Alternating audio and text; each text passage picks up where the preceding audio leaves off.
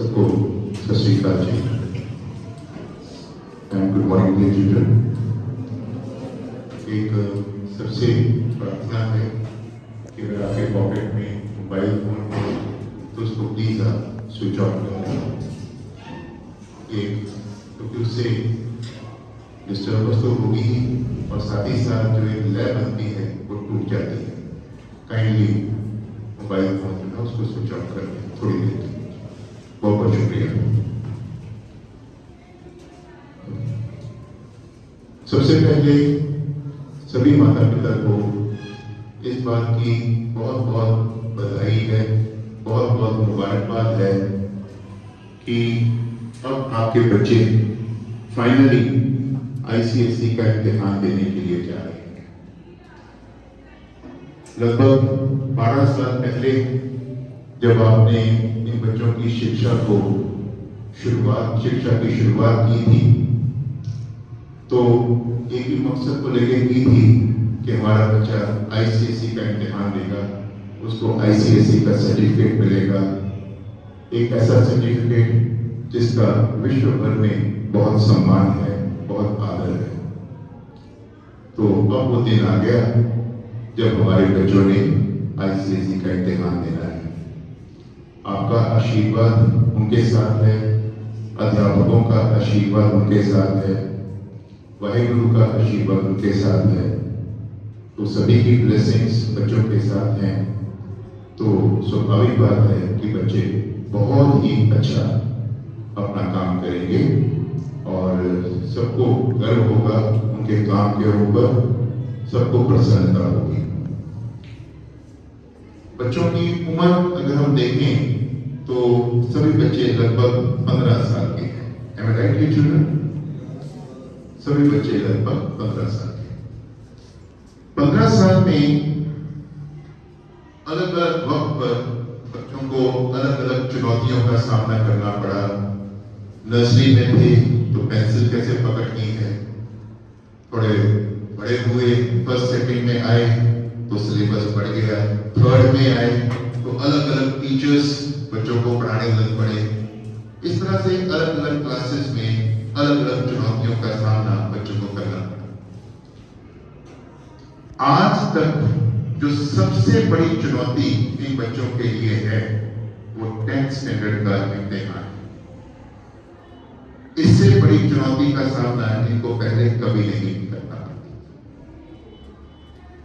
बहुत बार ऐसे कहा जाता है कि भी बच्चों को हमें हल्का फुल्का महसूस करवाओ, पर मैं ऐसा मानता हूं जिंदगी मुश्किल है, जिंदगी कठिनाइयों से भरी हुई है, उसके लिए इन बच्चों की तैयारी होना बहुत जरूरी है।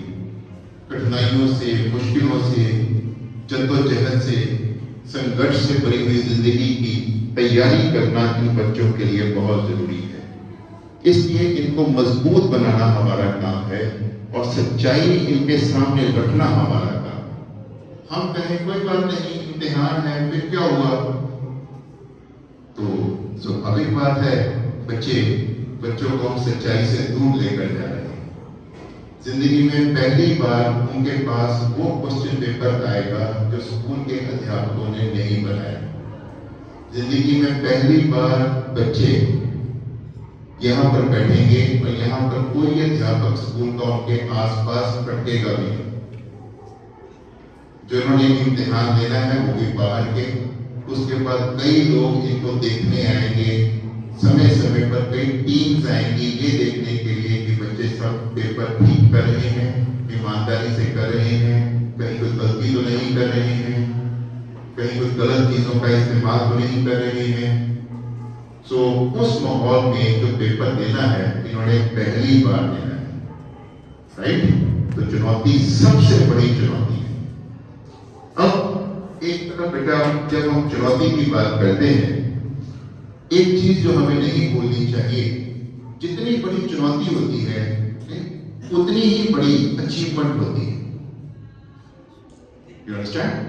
जितनी बड़ी चुनौती होगी उतनी बड़ी अचीवमेंट होगी। अगर चुनौती बड़ी है तो ईश्वर आपको एक मौका भी दे रहा है कि बड़ी अचीवमेंट हासिल करें।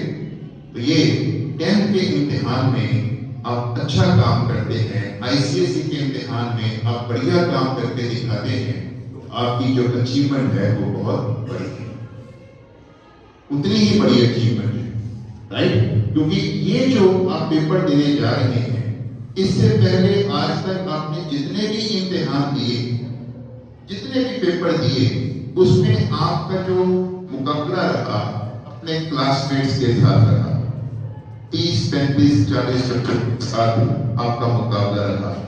उसी के बीच में आपको परखा गया और आपको बताया गया कि 30-40 में आप फर्स्ट हैं, सेकंड हैं, थर्ड हैं, आप मोस्ट इम्प्रूव्ड हैं, आप फिफ्थ हैं, आप सिक्स्थ हैं, आप सेवंथ हैं। अब जो आपका मुकाबला है ये पूरे देश के बच्चों के साथ, उस देश के बच्चे 10th में बैठ रहे हैं। अब मैं प्लीज बीच में आना चाहता हूं।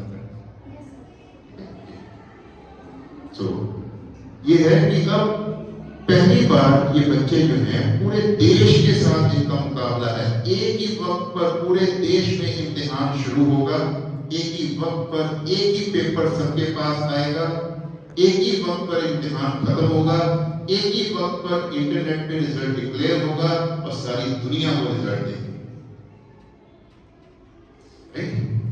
सो 3 लाख बच्चे आईसीएसई का इम्तिहान दे रहे हैं। वो 3 लाख बच्चों के साथ हमारे बच्चों का कंपटीशन,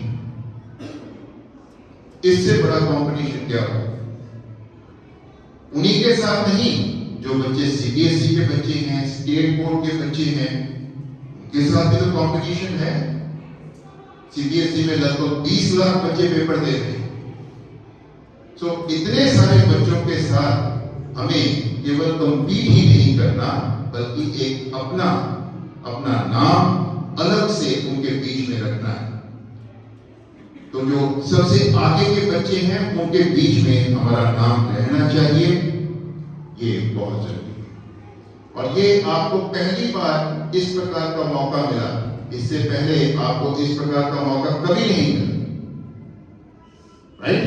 तो जब इतना बड़ा मौका आपको मिल रहा है, इतना बड़ा स्टेज आपके लिए खड़ा है, आपके लिए तैयार है, और आपको इनविटेशन दिया गया, आपको दावत दी गई कि आओ इसके ऊपर परफॉर्म करो, इतने बड़े स्टेज पे, राइट? तो ये चिंता का विषय नहीं, ये सम्मान का विषय, ये इज्जत आपको बख्शी गई कि भाई आओ, इतने बड़े स्टेज के ऊपर आओ। इतने बड़े स्टेज के ऊपर क्या किसी नौसिखिए को आने की इजाजत मिलती है? जो लायक ना हो, योग्य ना हो, काबिल ना हो, तैयार ना हो, क्या उसको इतने बड़े स्टेज पर आने की इजाजत मिलती है? आप बताएं, यस सर के no sir? No sir, right? तो आपको वो अपॉर्चुनिटी मिली है, आपको वो मौका मिला है, तो पूरी तैयारी के साथ, पूरे जज्बे के साथ, पूरे जोश के साथ, खुशी के साथ, उत्साह के साथ वहां पर अपना परफॉर्मेंस दिखाना है। अब जो परफॉर्मेंस है वो केवल माता पिता ही नहीं देखेंगे, पूरी दुनिया देखेंगे। दुनिया को आपके ऊपर गर्व होना चाहिए, दुनिया के सामने आपकी एक पहचान करनी चाहिए। इसमें कोई मुश्किल है तो बताएं? कोई है मुश्किल? यस सर के no sir? Loud and clear? Yes, German के पीछे जो बच्चा वो नहीं बोल रहा। यस सर के नो सर? हाँ, very good, very good. So अब जब इतना बड़ा स्टेज, इतनी बड़ी परफॉर्मेंस हमने देनी है, तो उसकी तैयारी कैसे होनी चाहिए? स्ट्रॉन्ग या weak? Strong preparation, super strong preparation. उस स्ट्रॉन्ग प्रिपरेशन में हमारा तन भी होना चाहिए, मन भी होना चाहिए, हमारी आत्मा भी होनी चाहिए, हमारे जज्बात भी होने चाहिए। You understand? वो आधे मन से की गई तैयारी नहीं होनी चाहिए, तो पूरे मन से की गई तैयारी होनी चाहिए। कभी भी ये नहीं सोचना है कि इससे ज्यादा इंपॉर्टेंट काम कोई और भी है। कोई इतना बड़ा कंपटीशन आप जिंदगी में नहीं लड़ेंगे जो इस वक्त आप लड़ रहे हैं। 3 लाख, 4 लाख, 20 लाख सबके साथ आपका कंपटीशन है। 30-40 लाख लोगों के साथ आपका कंपटीशन। हम कहते हैं आईआईटी की तैयारी बहुत बड़ी है, आईआईएम की तैयारी बहुत बड़ी है, वो सारी तैयारियां इससे छोटी हैं, ये सबसे बड़ी तैयारी। उस तैयारी में बढ़िया करके दिखाना है, अपना लोहा बनवाना है, राइट? तो इसमें कहीं किसी प्रकार की कसर नहीं लगनी चाहिए। शरीर थक जाए, दिमाग नहीं थकना चाहिए, दिमाग थक जाए, आत्मा नहीं थकनी चाहिए, आत्मा थक जाए, जज्बात नहीं थकने चाहिए। जज्बात का सहारा लें, आत्मा का सहारा लें, मन का सहारा लें, तन का सहारा लें और बढ़िया तैयारी करके दिखाएं। संभव है कि नहीं है? ढीला डाला जवाब यस सर के no sir? Very good, that should be the spirit. तो ये स्पिरिट रहनी चाहिए। इसके लिए ये बहुत जरूरी है कि हमारे सारे बच्चे अपनी टाइम मैनेजमेंट बहुत अच्छी करें। टाइम मैनेजमेंट, समय का इस्तेमाल बहुत अच्छा होना चाहिए। जब मैंने कहा टाइम मैनेजमेंट, जब ये शब्द यूज हुआ टाइम मैनेजमेंट, मैं फिर से कह रहा हूं, जब ये शब्द यूज हुआ टाइम मैनेजमेंट, उसमें टाइम वेस्टेज अपने आप निकल जानी चाहिए। जब हमने बात की टाइम मैनेजमेंट, जहां टाइम मैनेजमेंट आ गई वहां पर क्या निकल जाना चाहिए? क्या निकल जाना चाहिए? Time wastage. टाइम वेस्टेज की कोई गुंजाइश नहीं।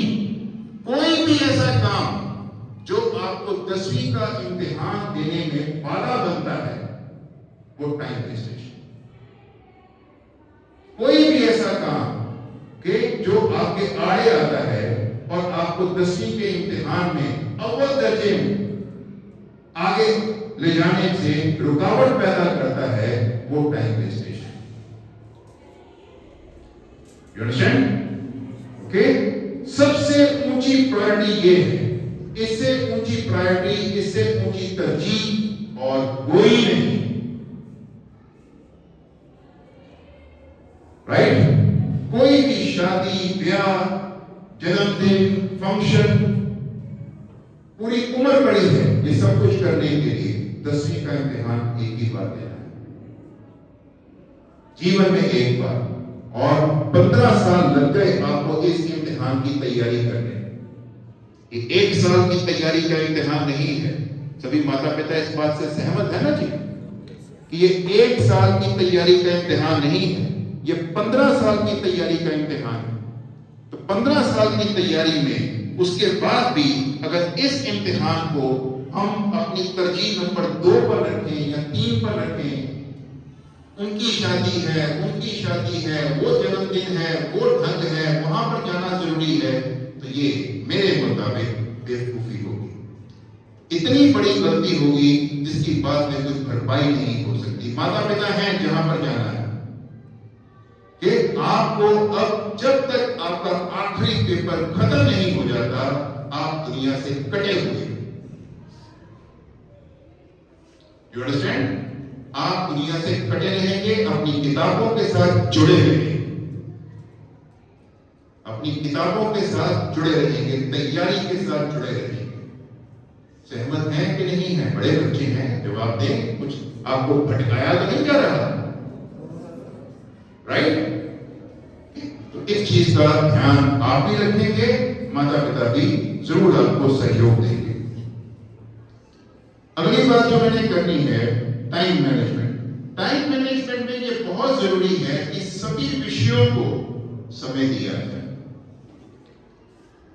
टाइम एलोकेशन का मतलब है कि अलग अलग सब विषयों को समय देना।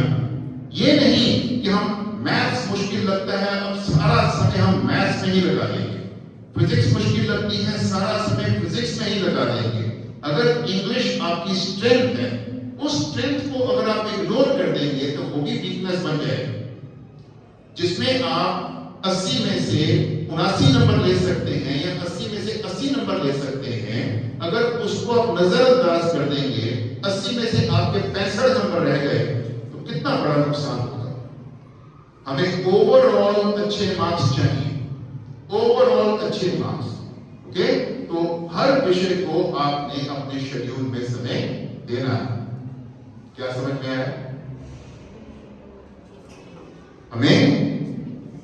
हमें हर विषय को समय देना है, किसी भी विषय को हमने नजरअंदाज नहीं करना। ये नहीं पंजाबी में तो मैं बहुत स्ट्रांग हूं, अब पंजाबी की तरफ हम ध्यान ही ना दें, राइट? हिस्ट्री सिविक्स मेरी बड़ी स्ट्रांग है, उसकी तरफ हम ध्यान ही ना दें, राइट? पिछली बार 6 बच्चे थे जिनके हिस्ट्री सिविक्स में 100 में से 100 नंबर आए। बहुत सारे बच्चे थे जिनके पंजाबी में 99 मार्क्स आए, राइट? इस बार वो गिनती बढ़नी चाहिए। और भी कई विषय हैं जिनमें से 100 में से 100 आ सकते हैं। मैथ्स में कभी 100 में से 100 किसी के भी नहीं है, जबकि वहां पर सबसे आसान है 100 में से 100 ले, राइट? तो इस तरह से समय को अच्छी तरह से सभी विषयों में बांटें। आपके पास 24 घंटे हैं, बहुत होते हैं, 24 घंटे बहुत होते हैं। अगर उनका सही इस्तेमाल किया जाए तो हर बड़े से बड़ा काम बड़े सुंदर ढंग से, बड़ी आसानी से किया जा सकता है। तो इसलिए 24 घंटे में जितने मिनट, जितने सेकंड्स हैं, उनका बढ़िया इस्तेमाल सारे के सारे बच्चे करेंगे। यस सर, के no sir? Very nice. Next is, हर रोज जब आप सुबह जगते हैं, एक दिन पहले आपको अगले दिन का शेड्यूल बनाना है, राइट? आज फ्राइडे है तो फ्राइडे को सोने से पहले सैटरडे का शेड्यूल बना होना चाहिए। माता पिता की बेशक साइन करवाएं कि पापा मम्मी ये कल का मेरा शेड्यूल है, मैंने ये काम कल करने, ये मेरा सब्जेक्ट है, ये मेरा सब्जेक्ट है, ये मेरा सब्जेक्ट है। इन सब्जेक्ट्स के इतने चैप्टर्स कल मैंने इस समय पर रिवाइज करने हैं। वर्डे से क्या कहा मैंने? शेड्यूल बनाना है, और हम पूरी क्लैरिटी होनी चाहिए एक दिन पहले कि नेक्स्ट डे हमने अलग अलग विषय के कौन कौन से चैप्टर पूरी तरह से तैयार करने, राइट? हर विषय के, ठीक है? तो आप ये एक दिन पहले अपनी प्लानिंग करेंगे कि भाई मैंने कल ये अपने 5 सब्जेक्ट्स हैं, इनके हर सब्जेक्ट के 2-2 चैप्टर्स मैंने कल रिवाइज करने, राइट? ठीक है? ये एक दिन पहले आपका शेड्यूल बड़ा होना चाहिए, और अगले दिन को आपकी प्रायोरिटी है कि भाई ये 10 चैप्टर्स जो मैंने रिवाइज करने थे, 2-2 चैप्टर्स 5 विषयों के, ये आज मैंने हर हाल में करना। कोई बहाना नहीं, कोई एक्सक्यूज नहीं, इतना काम तो मैंने करके छोड़ना, राइट? ये जरूर ध्यान में रखना है। अगली बात जो मैं कहने जा रहा हूं, इसको अच्छी तरह से सारे स्टूडेंट्स पढ़ते माने। तैयारी करने का एक ढंग है, उस ढंग को सारे के सारे बच्चे फॉलो करेंगे।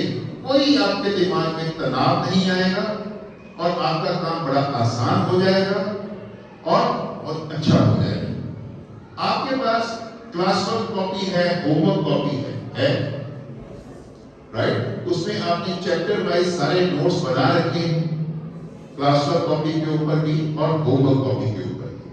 जब भी आपने किसी विषय की भी तैयारी करनी है, पहले किताब से तैयारी नहीं करनी, पहले किताब खोल के तैयारी नहीं करनी। तो फिर क्या करना है? आपने 2 चैप्टर सोचा है कि मैंने हिस्ट्री सिविक्स के 2 चैप्टर्स करने हैं, उसके जो नोट्स, क्लासवर्क और होमवर्क आपके पास हैं, आप पहले वो रिवाइज करें। 2 चैप्टर्स के जो नोट्स हैं, अच्छे बच्चे, स्मार्ट बच्चे फटाफट नोट्स बनाते हैं, लिखते हैं कि सर क्या बता रहे हैं। यहाँ कोई भी कुछ नहीं लिख रहा, कॉपी सबके पास है, पेन सबके पास है। जो मेमोरी की लिमिटेशंस होती हैं, ठीक है, मैंने क्या कहा, एक तो आपने हर विषय को समय देना है, time should be allocated to every subject. दूसरा मैंने ये आपको बताया कि आपने जब अपनी तैयारी करनी है तो सबसे पहले आपने जो चैप्टर्स डिसाइड कर रखे हैं सब्जेक्ट वाइज, उनकी तैयारी कहां से करनी है? क्लासवर्क और होमवर्क के नोट्स के साथ, क्लासवर्क और होमवर्क के नोट्स के साथ, राइट?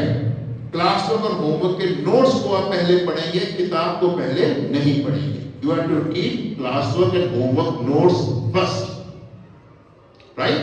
अब आपने 2 चैप्टर्स तैयार कर लिए हिस्ट्री सिविक्स के। इंडस वैली सिविलाइजेशन भी तैयार हो गया, राइट। इंडस वैली सिविलाइजेशन भी तैयार हो गया और संगम एज भी तैयार हो गया। ये 2 चैप्टर्स आपके तैयार हो गए। उसके बाद जो किताब में ये 2 चैप्टर्स दिए हुए हैं, अब आप किताब खोलेंगे, you B opening your book. उसमें 2 चैप्टर्स जो आपने पहले कॉपी में से पढ़े, अब किताब में से पढ़े। इससे क्या फायदा होगा? आपने जब पढ़ना शुरू करना है, आपने पहले देखना है ये तो मैंने कॉपी में से पढ़ लिया है, हाँ ये तो आ गया। उसके बाद हाँ ये भी मैंने कॉपी में पढ़ लिया है, ये भी मुझे आता है। ये भी मैंने कॉपी में पढ़ लिया है, ये भी मुझे आता है। तो आपको पूरी किताब पढ़ने की जरूरत ही नहीं पड़ेगी। जो जो कॉपी में कवर हो गया वो हो गया, जो कॉपी में कवर नहीं हुआ वो हम किताब से पढ़ेंगे, राइट। अगर किताब पहले पढ़ेंगे तो पूरी की पूरी किताब पढ़नी पड़ेगी। दिमाग में तनाव आएगा, स्ट्रेस आएगा। जब हमने कॉपी में से सब कुछ पहले पढ़ लिया, अब हमने किताब पढ़नी शुरू की, तो आप फट से देखेंगे हाँ ये तो मैंने कर लिया, ये भी मैंने कर लिया, ये वाला पॉइंट भी हो गया, ये 4 की पॉइंट्स मैं पहले ही कर चुका हूं। आप सीधा आगे बढ़ेंगे, थोड़े समय में ज्यादा काम। बच्चे जहां भूले, माता पिता को याद दिलाएं कि भाई ये ढंग आपको बताया गया। अंडरस्टूड? नेक्स्ट इज जो सेल्फ असेसमेंट बहुत जरूरी है। अब आपने 2 चैप्टर्स तैयार किए, उसमें से खुद को एक टेस्ट बनाएं।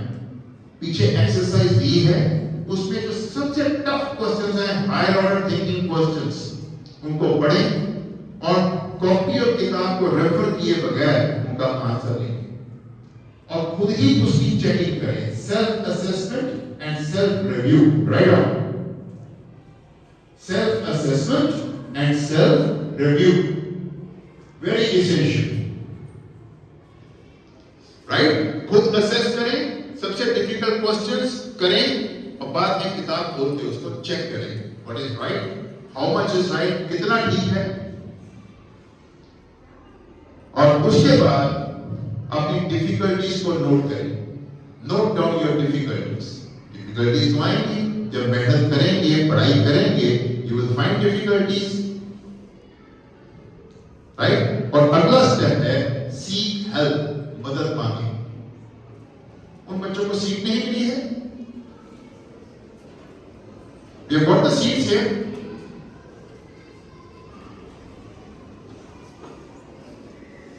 please, right।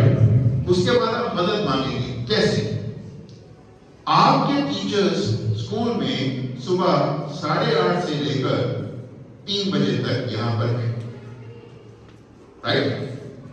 आप श्वेता मैडम को फोन कर सकते हैं किसी भी वक्त, 3 बजे तक किसी भी वक्त आप उनको फोन कर सकते हैं कि मुझे इस सब्जेक्ट के टीचर से बात करनी है, मुझे डिफिकल्टी आ रही है। तो वो आपकी मदद करेंगे, आपकी बात करवाएंगे और टीचर आपकी मदद करेंगे। जो भी आपकी डिफिकल्टीज है वो सुलझा दी जाएंगी। अगर फोन पे डिफिकल्टी नहीं सुलझाई गई है, ओके, तो फिर आपके मम्मी पापा को आपको यहाँ लाना चाहिए। पूरा दिन भले ही ना मिले, मतलब जिनको यहाँ पर रोज आना है उनको तो आना ही है, जिनको यहाँ रोज आने के लिए कहा गया है उनको तो आना ही है। जो घर पे हैं, मैं उनकी बात कर रहा हूँ, जो घर पे हैं वो अपने मम्मी पापा के साथ आए, टीचर को मिले, वो 10 मिनट में उनकी समस्या को हल कर देंगे, वापस चले जाए। अगर आधा घंटा क्लास के अंदर बैठना है तो यूनिफॉर्म में आए। अगर इस प्रकार से 8-10 मिनट का काम है तो भले ही यूनिफॉर्म में बताएं, राइट। तो इस तरह से उनकी मदद स्कूल में की जाए, कोई घबराने की जरूरत नहीं। अब मैं बात करने लगा हूं पेरेंट्स कि पेरेंट्स ने अपने बच्चों की मदद कैसे करनी, जिसके लिए आपको सहमत दी और आपका बहुत बहुत शुक्राना है कि आप समय निकाल कर आज यहाँ पर आए हैं और बच्चों को ग्रूम करने के लिए उनके साथ खड़े हैं। ये बच्चों की बहुत बड़ी हौसला अफजाई। आपका यहाँ पर बैठना ही बच्चों की बहुत बड़ी हौसला अफजाई है कि हमारे मम्मी पापा हमारे साथ हैं, इतनी व्यस्तताओं के बावजूद यहाँ पर बैठे हुए हैं हमारी मदद करने के लिए। तो सबसे पहले तो ये है कि घर में एक सपोर्टिव एनवायरनमेंट मिलना चाहिए, इस प्रकार का माहौल मिलना चाहिए जिससे कि बच्चा अपने आप में उत्साहित महसूस करे। घर में जिस जगह पर बैठकर बच्चे ने पूरा दिन मेहनत करनी है वहां साफ सफाई होनी चाहिए। घर में शांत माहौल बच्चे को मिलना चाहिए। हम पंजाबी लोग बहुत अच्छे मेहमान नवाज हैं, हमारी मेहमान नवाजी दुनिया में जानी जाती है, लेकिन जितने दिन बच्चों के पेपर चल रहे हैं अगर वो मेहमानों का घरों में आना जाना थोड़ा कम हो जाए तो ये हमारे बच्चों के लिए अच्छा है। कोई भी मेहमान आता है पहले बच्चों को ही पूछता है बच्चे कहाँ हैं, और बच्चों को भी ये उत्साह होता है ताया जी आए हैं, मासी जी आए हैं, नानी जी आए हैं, वो भी फट से सारा काम छोड़ के उनके पास पहुंच जाते हैं। तो ये आपसे गुजारिश है, ये कुछ दिन अगर हम अपने पंजाबी कल्चर से थोड़ा सा अलग होकर काम करें तो हमारे बच्चों को मदद मिले। और अगली बात है, बच्चे काम कर रहे हैं तो हम ये ना कहें कि भाई उन्होंने काम करना है। मैं अक्सर जो माता पिता के मुंह से शब्द सुनता हूं, भाई साडा काम ते खर्चा लाना है, असली ने खर्चा ला रहे हैं। देखें, इतने से अगर काम बन जाता तो आप किसी भी बैंक में अपने बच्चे के नाम की 25,000, 40,000, 50,000, 50,000 की FD लगा दें तो क्या उससे बच्चे की पढ़ाई हो जाएगी? वो तो नहीं होगी। उसके लिए बहुत जरूरी है कि आपको पता हो कि अगर ये बेटी है आपका काम कर रही है, अपना काम कर रही है, ये बेटा अपना काम कर रहा है, उसको लगे कि भाई ये मम्मी पापा का भी काम है और बेटा कितना काम कर लिया, दिखाओ तो जरा, शाबाश, वेरी गुड, वेरी गुड। कल जो डिसाइड किया था उतना हो गया कि अभी रहता है? अच्छा, वेरी गुड, अभी थोड़ा रहता है, कितना समय और लगेगा, इतने समय में पूरा हो जाएगा। ये थोड़ा सा उनको लगना चाहिए कि मम्मी पापा भी हमारे काम के साथ जुड़े। शाबाश बेटा, हाँ दिखाई तो बहुत अच्छी की है, भाई यहाँ पर थोड़ी गड़बड़ हो गई, इतनी कटिंग क्यों की, कटिंग नहीं होनी चाहिए। ये छोटी छोटी जो शाबाशियां हैं बच्चों को, ये उनको बहुत ज्यादा आगे लेकर जाएंगी। जो आज 60% पे अटके हुए हैं वही 80% पे पहुंच जाएंगे इतनी इतनी शाबाशियों के साथ। आज जो 80% के आगे का सपना नहीं देखते वो 90% को टच करेंगे, 100% करेंगे, जरूर करेंगे, राइट? इतना सहयोग कृपा करके आप अपने बच्चों को जरूर दें। शाबाश बेटा, वेरी गुड। तो उनको लगना चाहिए कि ये हमारे साथ हैं। बच्चे के साथ रहना है, बच्चे के साथ रहना है। पापा सुबह जाते हैं, रात को आते हैं, बीच में अगर एक बार फोन कर लें बेटे को, बेटी को, और बेटा कैसी तैयारी चल रही है, बेटा चढ़ती कला में रहना है, कोई मुश्किल तो नहीं आ रही है, एक फोन इनफ। रात को वापस आते हैं और हमारे बेटे ने कितना काम कर लिया, सब हो गया, बल्ले बल्ले है, सब अच्छा है, शाबाश, वेरी गुड, वेरी गुड। ये खबर रखना, खबर लेना, शाबाशी देना, चढ़ती कला में रखना, ये माता पिता का काम। उसके ऊपर नजर रखना, बच्चा घबराया तो नहीं हुआ, और बच्चा तो बच्चा है, कहीं पर भटका तो नहीं हुआ है, कहीं पर मोबाइल पकड़कर कोई गलत इस्तेमाल तो नहीं कर रहा है, राइट? तो ये सारी चीजों के ऊपर नजर रखना, अच्छे काम के लिए के ऊपर भी नजर है। और अगर बच्चा कहीं इधर उधर फिसल रहा है तो ये 15 सालों की मेहनत हमने जाया नहीं जाने देंगे, किसी हालत में जाया नहीं जाने देंगे। बच्चे के पास जो टास्क है, जो उसने आज सोचा कि मैंने कल इतना काम खत्म करना है, आज जाके शेड्यूल बनाओगे ना कि कल मैंने इतना काम खत्म करना है, ठीक है? तो आप आपके मम्मी पापा हैं यहाँ पर? हाँ, तो आपका काम है ये भाई साहब कि भाई कल जो तुमने टास्क मेरे से साइन करवाया था, कितना हो गया, कितना रहता है, उसके बारे में जानकारी हासिल करना ये बहुत जरूरी है। नहीं तो बच्चे को लगेगा कि मेरे टास्क से मेरे माता पिता को तो कोई मतलब लेना देना है नहीं, उनके लिए तो ये इंपॉर्टेंट है नहीं।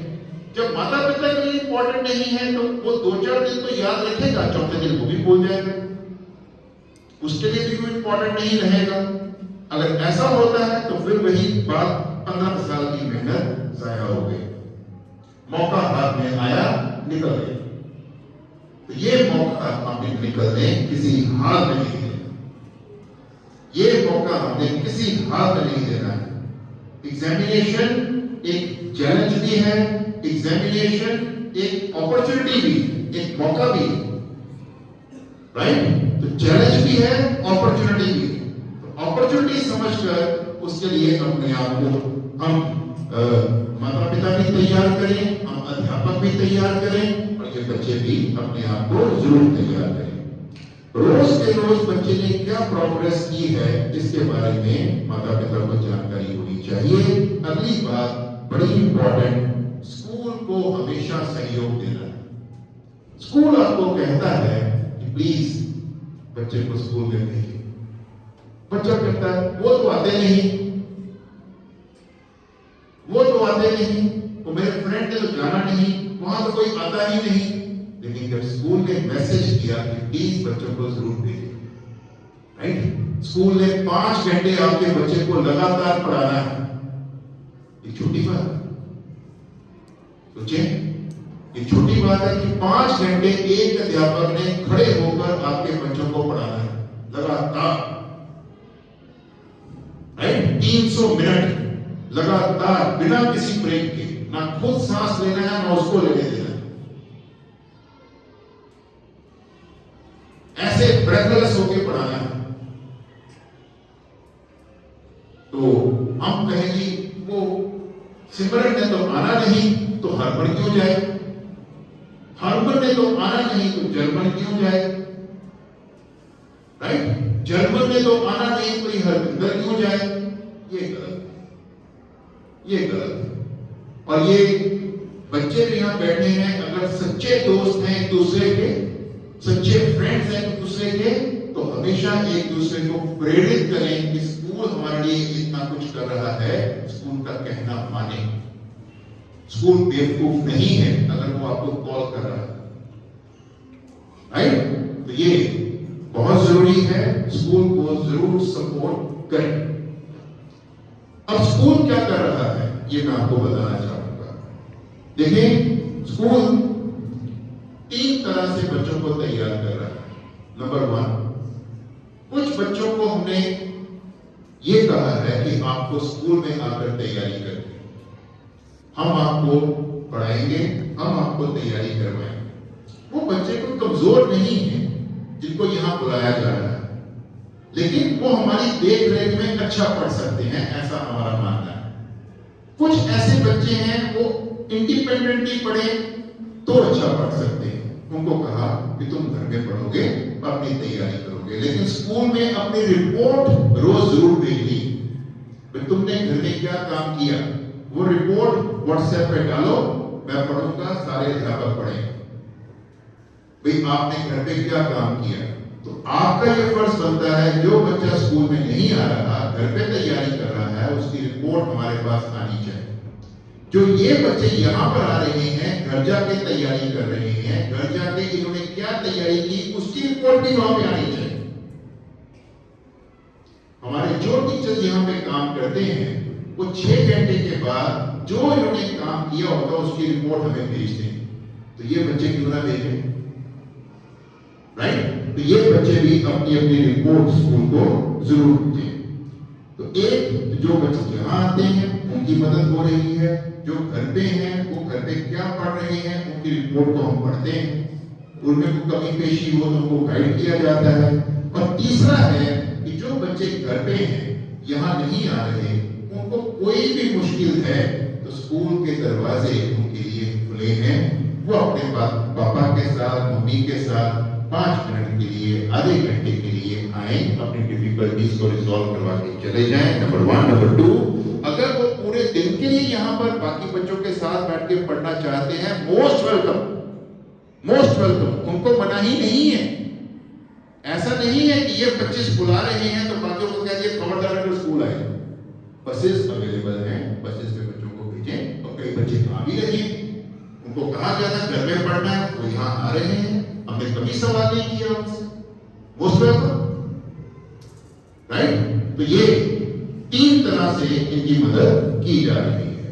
हम सभी अपने बच्चों की पूरी मदद करें और बच्चों से भी ये अपील है कि भाई आप देखो, अपने मम्मी पापा को देखो, जरा नजर घुमाओ, सारे बच्चे अपने मम्मी पापा को देखो, नजर घुमाओ, सभी के चेहरे, सभी के कान पूरी तरह से चौकन्ने।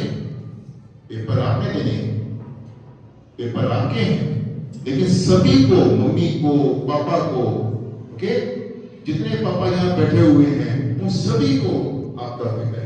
जितनी मम्मियां यहाँ बैठी हुई हैं सभी को आपका बहुत फिक्र है, और सभी अध्यापकों को आपका फिक्र है, राइट। वो अध्यापक जो पढ़ाते हैं उनको भी आपका फिक्र है, जिन्होंने आपको नर्सरी में पढ़ाया उनको भी आपका फिक्र है, 15 साल पहले पढ़ाया उनको भी आपका फिक्र है, राइट। कितने लोग हैं, कितने खुशकिस्मत हैं आप कि कितने लोग आपका फिक्र कर रहे हैं, और ईश्वर को भी आपका फिक्र है।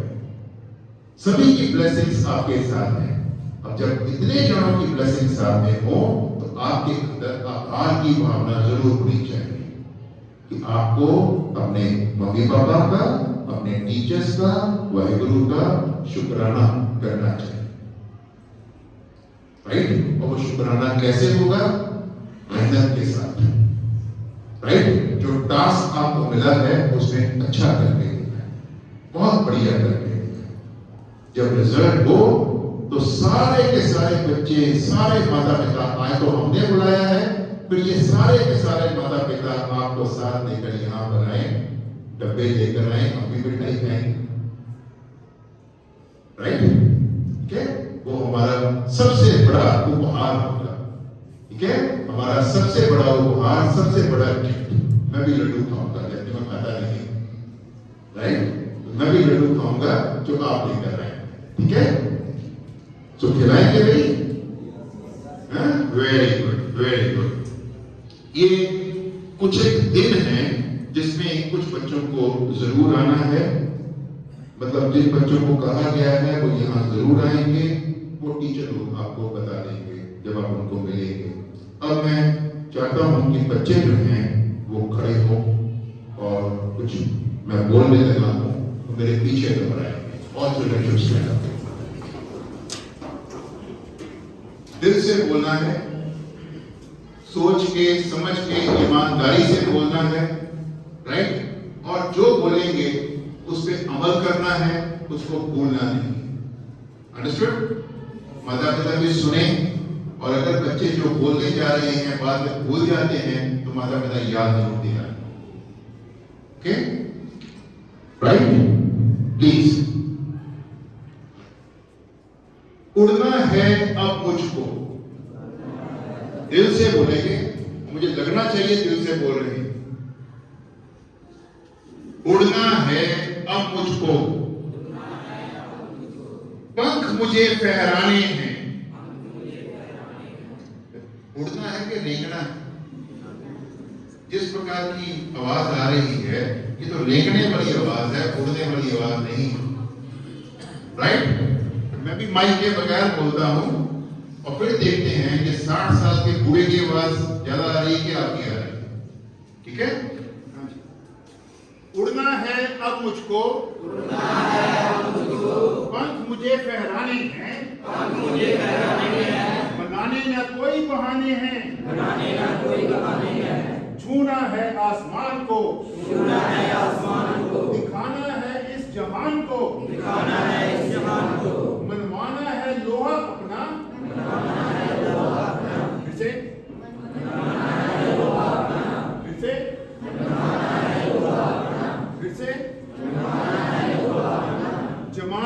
जमानी खुद की धाक है,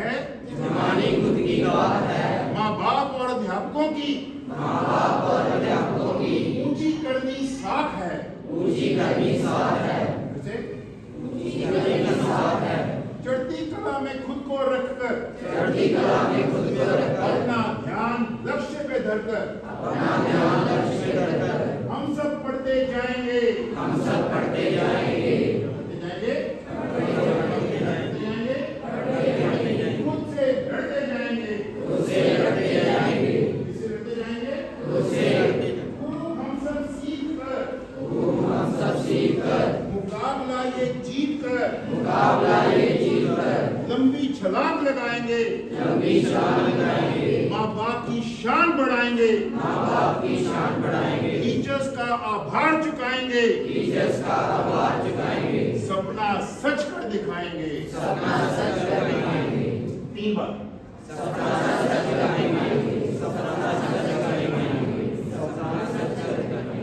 शिवा देवी तालियां बजाएंगे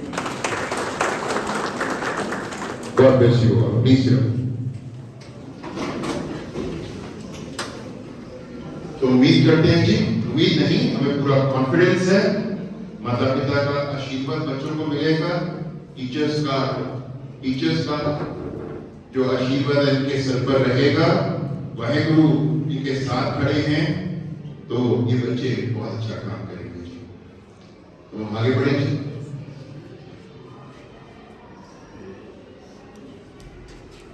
बहुत शुक्रिया।